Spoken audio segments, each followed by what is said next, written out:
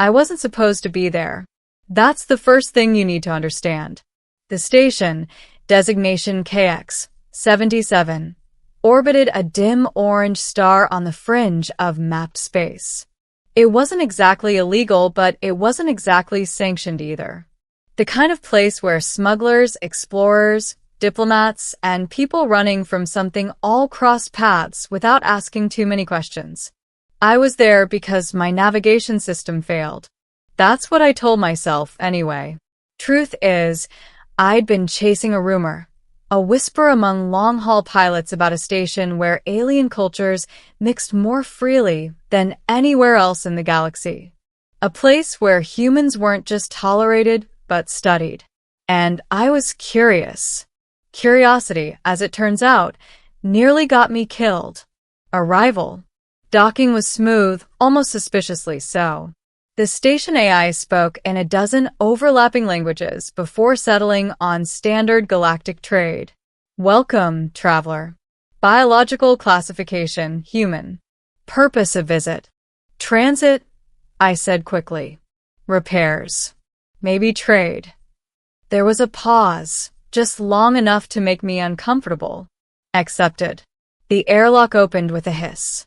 Inside, the station was alive. Not just busy, alive.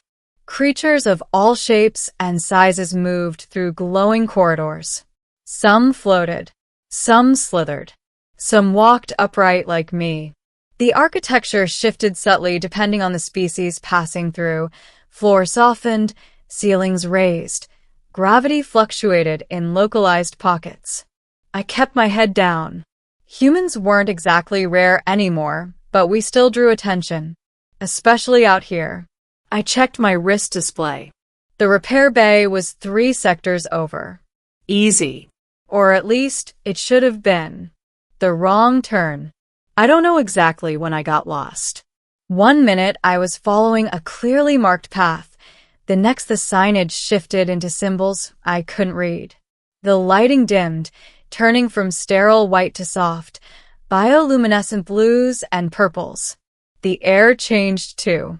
Warmer. Humid. There was a faint scent, something floral but unfamiliar. I hesitated. Okay, this is definitely not a repair bay. Still, curiosity nudged me forward. The corridor curved, opening into a wide chamber framed by translucent walls. Steam drifted lazily through the air, catching the light in shimmering patterns. And then I stepped inside. The bathhouse. I froze. The chamber was massive, far larger than it had looked from outside. Pools of varying sizes filled the space, their surfaces glowing faintly with internal energy. Water, or something like it, flowed between them in gentle streams. And the occupants. Alien women. Dozens of them.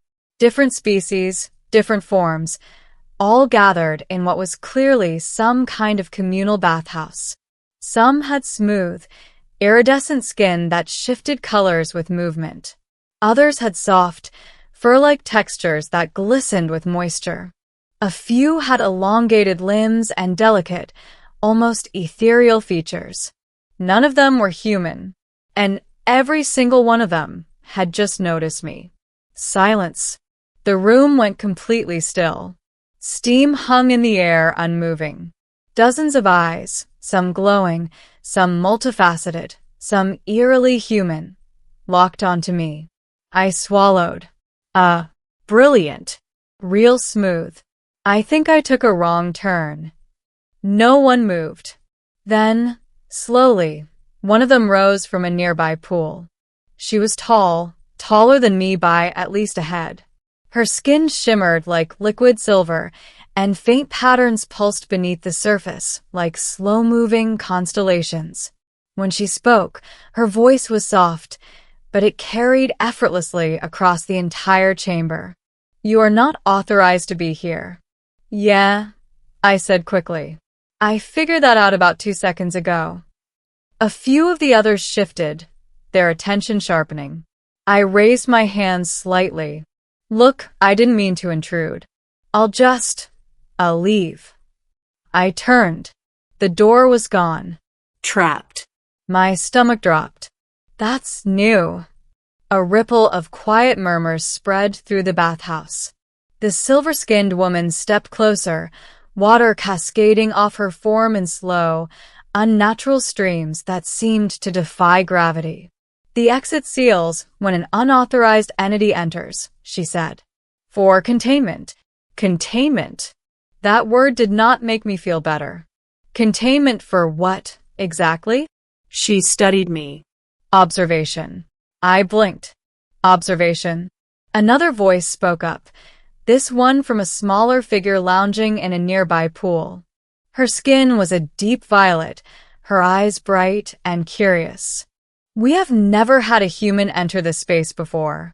A third added, your species is frequently discussed. That's not comforting. The questions begin they didn't approach all at once.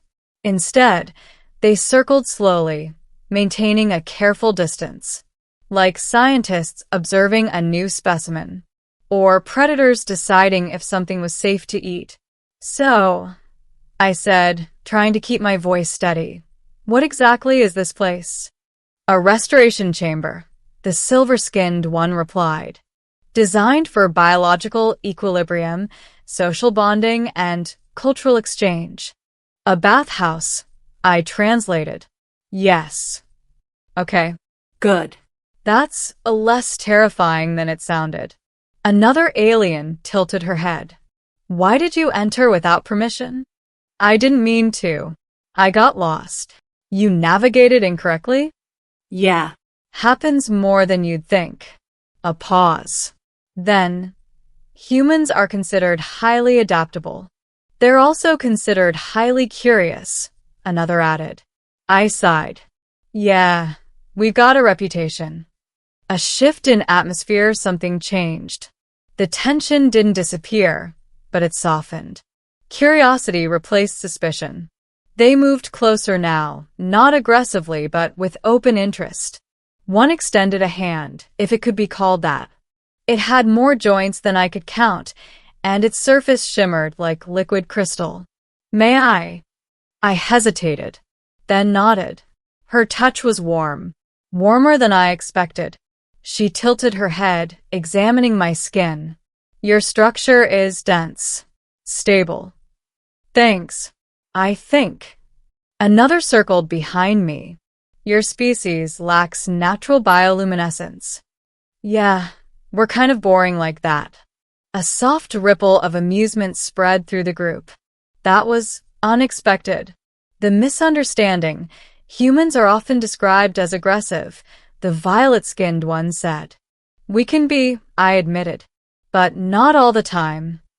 And yet, she continued, you entered a restricted space alone, without visible weapons, and immediately attempted to leave rather than assert dominance. I blinked. That's your definition of non-aggressive? It contradicts the expected pattern. Or maybe I just didn't want to get vaporized in a room full of aliens. That earned a few more soft, musical sounds that I guess were laughter.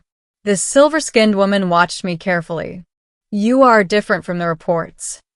Reports tend to focus on the worst of us, I said. That's what makes headlines. The invitation minutes passed. Or maybe longer. Time felt strange in that place. Eventually, the silver-skinned woman spoke again. You're still unauthorized. Yeah, I figured that part wasn't changing. But, she continued, your presence has provided valuable data. Glad to be of service? A faint smile, barely visible, touched her expression. You may remain. Temporarily. I blinked. Wait, seriously? You'll follow our protocols. Which are? No sudden movements. No aggressive behavior. And you will answer questions. I considered that. Honestly, that's better than getting spaced. Learning each other, what followed was not what I expected. They asked questions. A lot of questions. About Earth. About human biology. About our cultures, our conflicts, our art. And in return, they shared pieces of themselves. Not everything, but enough. I learned that the bathhouse wasn't just for cleaning. It was a place of vulnerability, where defenses were lowered, both physically and socially. A place where species interacted without the barriers they usually maintained. And somehow, despite being the only human in the room, I wasn't treated like an outsider. I was treated like a curiosity. And, slowly, like a guest. The realization at some point, I found myself sitting at the edge of one of the glowing pools, feet submerged in warm, softly humming liquid.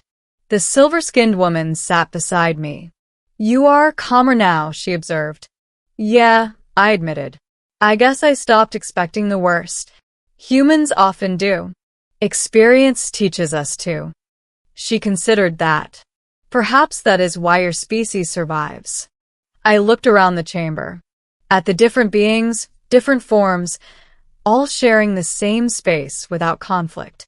"Maybe," I said, "we could learn something from this." The ending eventually, the door reappeared. No dramatic announcement. No warning. It was just there. The signal was clear. My time was up. I stood slowly. "Well," I said, "I guess that's my cue." A few of them watched me with something that felt almost like reluctance. The violet-skinned one tilted her head. "You will leave?"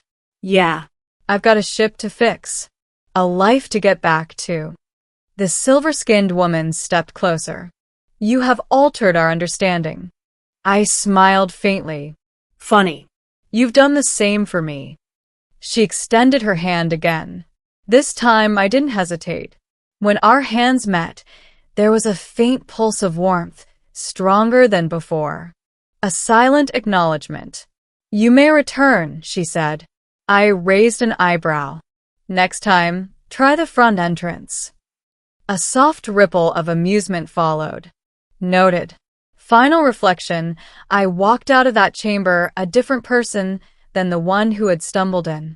Not because of what I saw, but because of what I learned.